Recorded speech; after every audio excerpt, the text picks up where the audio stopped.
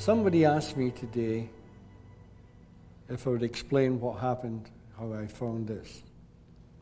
I don't normally do this because I'm really fed up saying it. But I'll say it one more time. I was 102. 26 years ago, that was when all the awareness groups were in real high spirit, really going. Everybody was into awareness groups. And I really couldn't be bothered with that. I just didn't believe in it. And all my friends were going to awareness groups. And my late wife and I, we had our little problems like everybody else, but nothing disastrous. And we thought, no, we're not going to do it.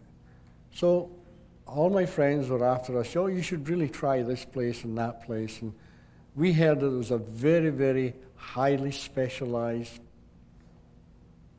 person from New York coming to BC. So we thought, well, if we're going to go, we're going to go to the best. So we decided to go. We put our name in and registered. We got frightened and cancelled it. We did it a second time. Our insecurity came back and we cancelled it again. The third time, we put our name in again, and the woman there said, this has to be Mr. Banks. And we said, yeah. So anyway, off we go to this thing. And it was a weekend. And it was disastrous. It was awful. They were screaming at each other. They were cursing and swearing at each other.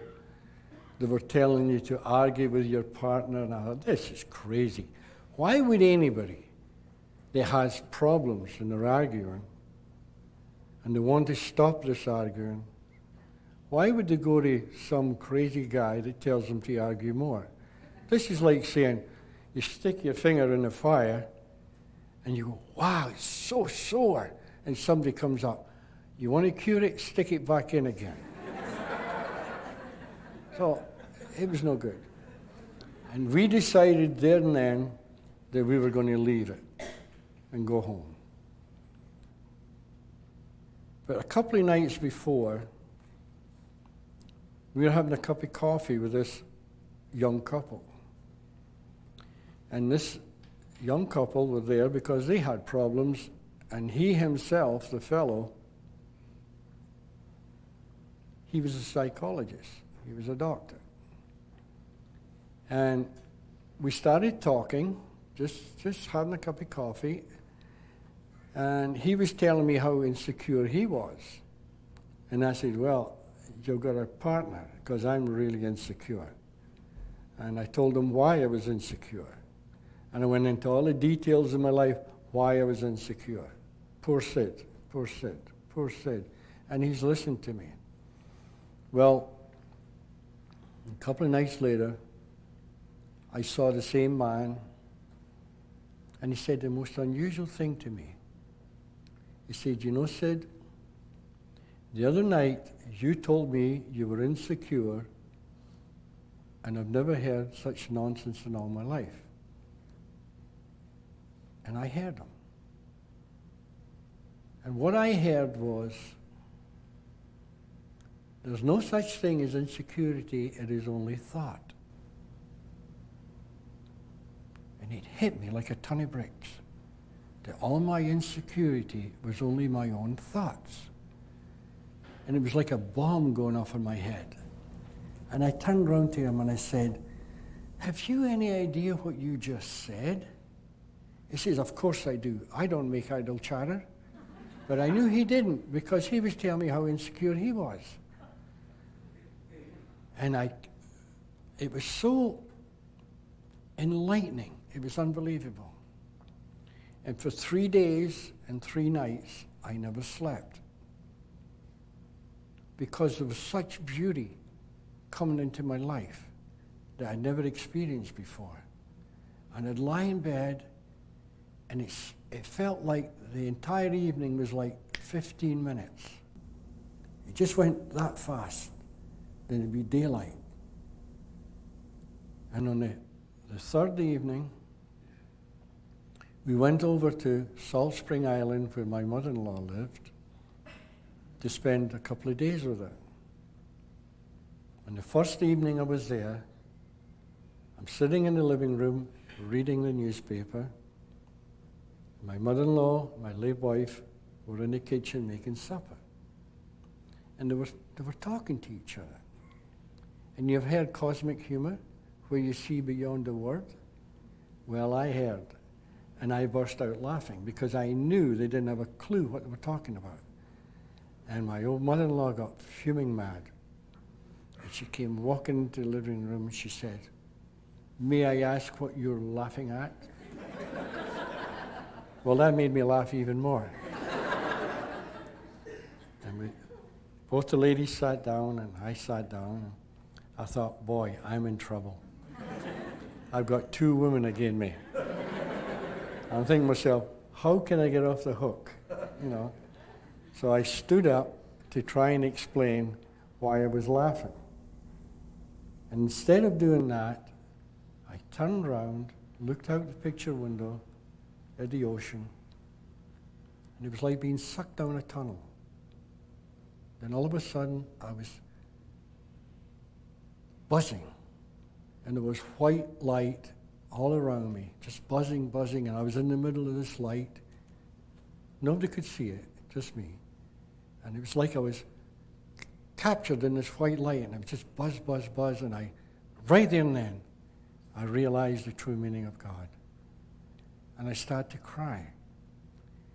And I turned around to Barb and I said, I'm home, I'm free, I've made it.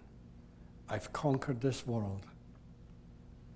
This means to say that you and I will be traveling all over the world.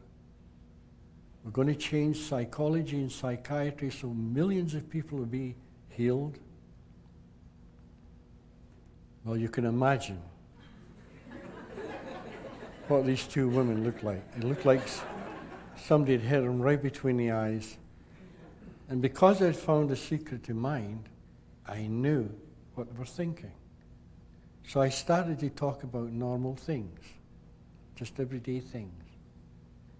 But that didn't take the fear away. And the following day, I was talking so different. I was talking without thought. And everything was just coming out, like I'm doing now.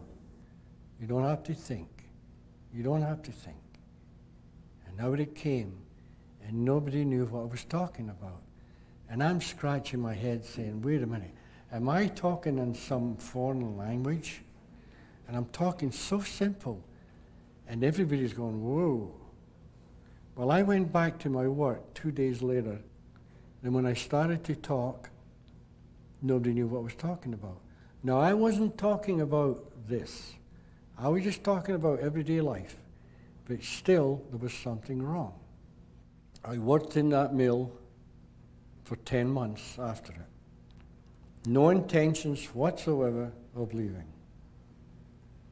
And one Friday afternoon, I was working away, and I stopped. And I stood up. I thought, oh, I've got to leave.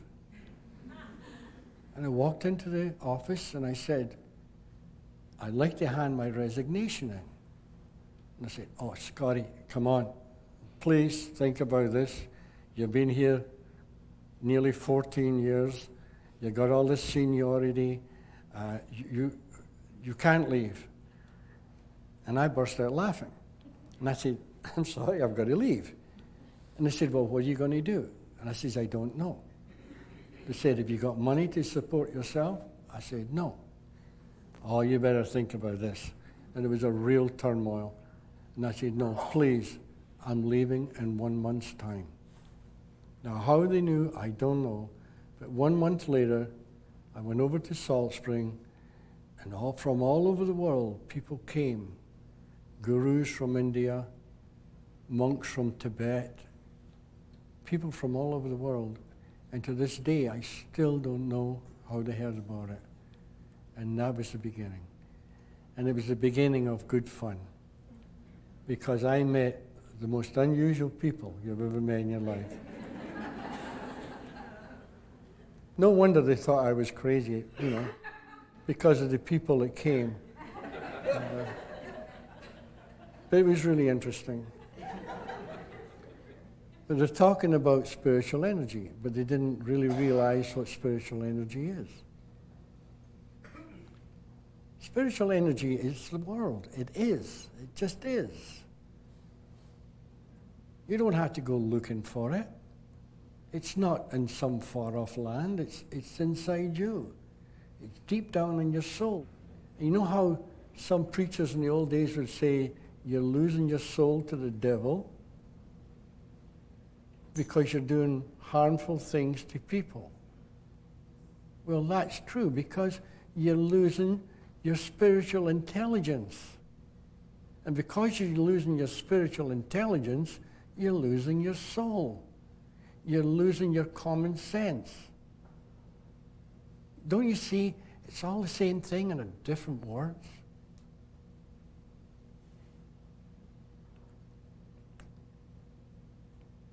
There was many, many things. Another funny one that got me was, matter of fact, it was another guru from India. But only he didn't live in India. He lived in the United States somewhere. And he had 6 followers with him. And he disagreed with me because I kept saying, never be a follower. Never, never, never be a follower. And he says, I resent that because people follow me because I'm so wise and I'm so this and I'm so that. And I says, well, I'm sorry we disagree on this point, but if you're a follower, you lose your own dignity. You lose your own self-confidence. You lose everything if you're a follower. Now, it's different, quite different between being a follower and being a listener. Because I could listen to, say, maybe a high Catholic priest or a person like that, and you listen. Then you go and listen to a rabbi, and you listen. Then you go to the grocery store, and you listen. You listen all over the place. You could go to the library, and I guarantee what you're looking for is in your library. Guaranteed. And I don't even know the book's in your library. But no matter where it is, the truth is there. But you've got to find it. And even when you open a book, it's there. But you've got to find it. You ever read a book and you say, wow, that's incredible, and you get an insight. You close the book, and the following day, you could look till hell freezes over and you can't find it. But it's in there. You saw it. You saw beyond the word. And that's the most important thing. And this is what this fellow was getting quite upset about. So I talked with this man and his followers for about maybe an hour. Then Barb says, I wonder if these people would like some tea. And I said, sure, okay. So we both went into the kitchen, we were making tea, and we had canned, and we got cookies and all this, put them on. And this fellow comes up to me and he says, you know, Sid, it's very interesting what you're saying, but there's only one thing bothers me. And I says, what is that? He says, you have no humility. And I said, oh, sorry you feel that way. He says, yeah. He says, you've got to find humility. He says, now, I have lots of humility.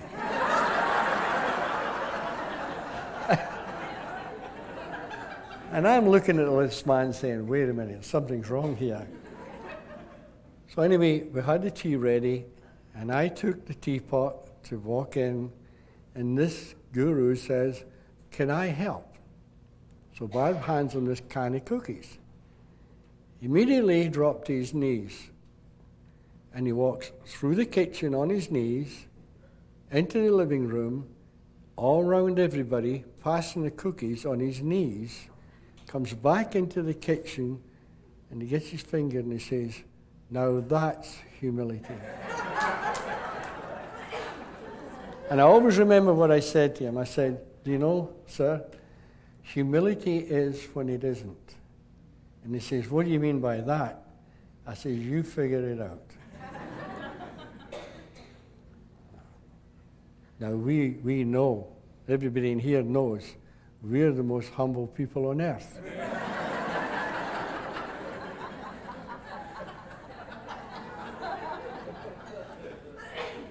No. Humility is the ego. An image of self-importance.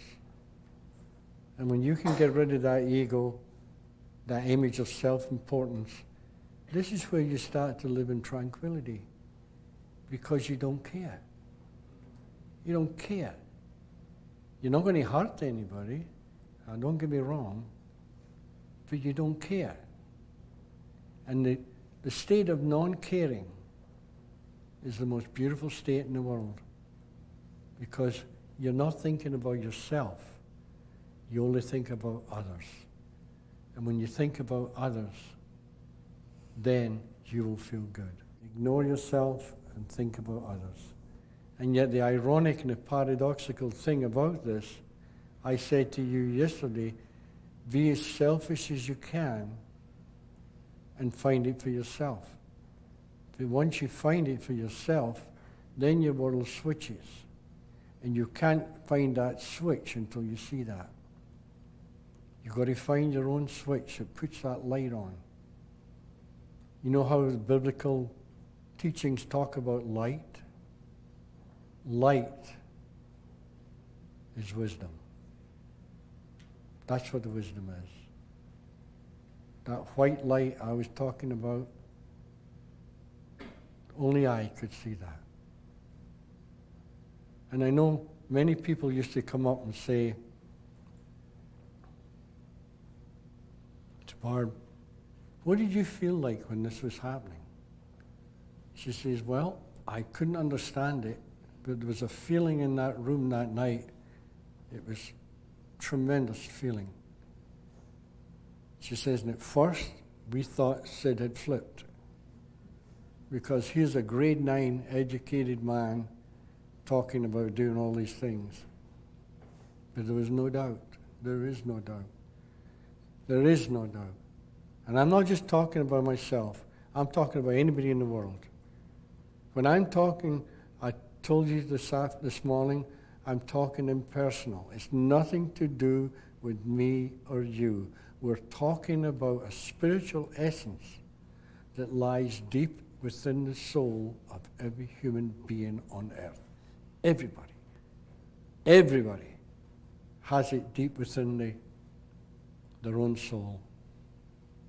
And the idea is to clear your mind of all the intellectual understanding that you have.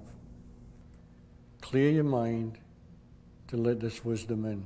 And this is why people meditate. They meditate to clear their mind, to quieten it. And once the silence comes, this wisdom, it doesn't enter. This is a nice fallacy. It does not enter. It unfolds. It doesn't go from outside inside. It goes from inside outside. So you only find something that you already have. Something that you were born with. Something that you'll die with. Something that nobody on earth can take away from you. Only you can destroy you. Only your own mind, your personal mind, can stop you from seeing this. And this is why these wise people said, meditate. You see the simplicity in this?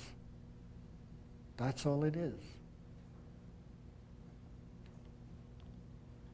When I found this, I lost every friend I ever had in my life, except for 2 people, Ken and Elsie. And that was very touch and go.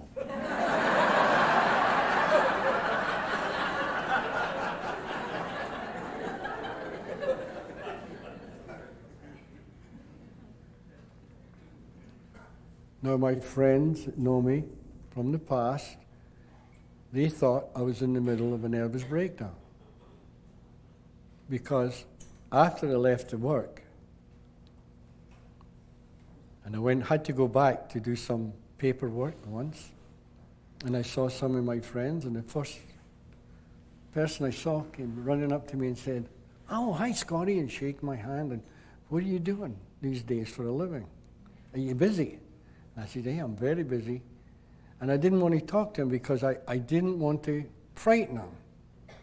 So I didn't want to say it. I said, "Yes, I'm busy and I'm doing well." "Well, what are you doing? Who are you working for?" I said, "I'm working for myself." "Oh, you bought your own weld machine?" I said, "No." And he said, "Look, Sid, you're avoiding my question.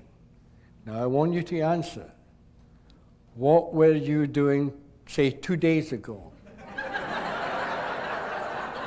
And I really didn't want to hurt him. I didn't want to frighten him. But I had no other choice. He asked me. And I said, "Well, I was at UBC University, and I was talking to professors." Whoa. He literally exploded and ran. All I saw was his back. And I saw the same man about 5 months later, and he asked the exact same question. "What are you doing?" I said, "Remember the last time you asked that question?" And he went, because I had to put myself in their position. If I was in their position and somebody like me was saying what I was saying, I would think they were as nutty as hood oils. And they thought I was in the middle of a nervous breakdown because they were seeing the impossible being done. There's only one way it's possible. It's already inside you. And that's what these wise mystics of the world throughout time have done. They've talked to people not to give them something, but to draw out of them what they already know. And they talk before form. And if you talk before form and that person listening hears, then they get it, because it unfolds from their soul, from their consciousness, deep within. It comes out, and it's theirs for life. And once you get it, you never lose it. Can't lose it. I know a lot of people find little bits, and they go up and down. And maybe they're happy for a month, then they go unhappy, and they'll phone up and say, "I just lost it." I said, "Don't worry, he'll come back." As long as you realize all it is, you've changed thought. Your thoughts have changed. Change them back. How do you change them back? By truly realizing there's been a switch in thought. Thought is the missing link that every therapist in this world is looking for. Thought is the missing link that literally everybody is looking for. I was talking to a friend this morning, and he said in the Jewish religion, there's something called das. Is that right? And in Hebrew, das means mind. And do you mind me saying, I won't mention names. This rabbi went up to somebody and said, "Look, I found somebody that talks about das. Why don't we still talk about das?" And he said, "Because nobody understands." If you really start to understand what mind is, you realize it's true. You cannot give it away. It's impossible. You know the kahunas in Hawaii? Kahuna in the Hawaiian language means they're the priests, they're the Hawaiian priests. And kahuna in the Hawaiian language means the carriers of the secret of mind. That's back to that das. So there's the Jewish and the Hawaiian both saying the same thing. There is no difference. You could take any religion, anything, anyone in this world, and put them all together, and they're all saying the same thing differently. And that's why I said to you yesterday, no matter what church you belong to, keep going. And see if you can go beyond what you've been hearing before. It's there. It's everywhere. Truth is everywhere.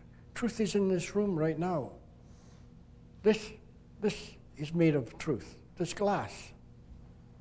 Truth is an essence before form. The spiritual energy that has no form. I know the scientists and the physicists all nowadays are starting to have a clue, starting to have the idea that there is a formless energy and that everything is created from this formless energy. And I was talking to this doctor once about that, but the trouble is they look for the formless energy through a microscope. How can you possibly find formless through a microscope? Here's where it comes. And here, the heart, the head, the combination, it comes through. This is where your psyche comes in. The logic of the psyche. Psychological. Get it?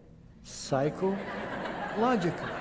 The logic of the psychic, the logic of the soul, the logic of the essence. This is where psychology, the original psychology, if you look up the dictionary, it's a study of the mind and the soul. But through time, because nobody really understood mind or soul, they gave it up. Like they said, no sense of talking soul because this is psychological, the logic of the psyche. The soul belongs to the church. So we'll forget that one. So let's concentrate on mind. Then they realized that nobody knew what mind was, so they dropped it. And this is their biggest mistake ever, because when they dropped it, they went to behavior. When they went to behavior, this is after the fact, too late. The damage has been done. But if you stick to mind, soul, and consciousness, you'll find the answer.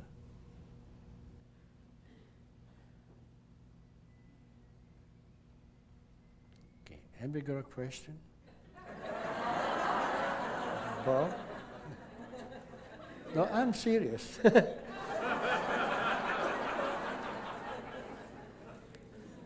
Nice and loud, please, eh? Could you talk about creation? No. No.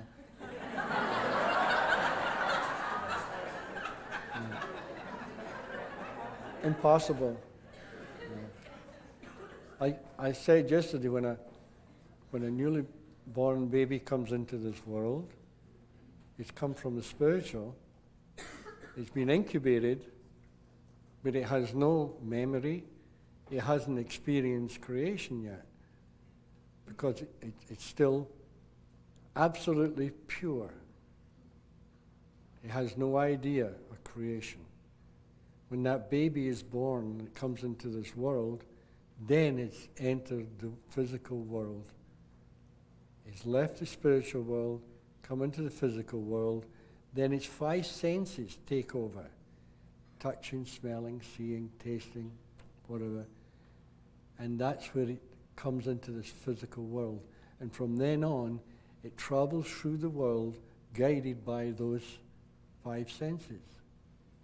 But the five senses on their own are totally neutral until they get amalgamated with mind, consciousness, and thought. They are the creators of this reality, those three principles. If you look carefully, and I don't know much about religion, I really don't. I'm not a religious person. One time, when I was a kid in Scotland, yeah, spiritual, but not religion. Because what I'm saying has no form, and I don't want a form. And that's where it goes missing, because as soon as it takes on a form, it's lost. It's no longer purity. If you can stick with the formless, that's where your life will change. It's like when I started to realize you could talk without thinking, that was a beautiful feeling. It really was. It's like what's happening now. I'm not thinking, it's just coming out. It's so simple, you don't need thought. You just let what we call universal thought take over. Because the answer is always there. Always, always, always. I remember the first time somebody said to me, this is only about 3 days after my experience, sarcastically, well, what is life? And I said, well, it's a divine dream suspended within the boundaries of time, space, and matter. I didn't know where that came from. I thought, whoa, where did that come from? And only once in my life, I challenged it. And the challenge lasted about 20 seconds. Is this right? Because I was coming out with things that I didn't even know what they meant. I remember once talking to a whole bunch of gurus and doctors and various people from all over the world. The very, very first time I ever spoke. And I spoke for about 2 hours. And when it was finished, I went up to my wife and I said, could you tell me what's the true meaning of this word I've been using all night? And she told me, I thought, oh, thank God, it's okay. But you get used to it. You get used to it. And this is why, you ever noticed the therapists in this room right now, and all the helpers of humanity in this room right now, when they get up, they never have a speech. They never have anything written. It just comes out of them. It's simplicity. Simplicity. Simplicity is always the answer. But nobody knows when creation started. Nobody could ever explain that. You just know it has.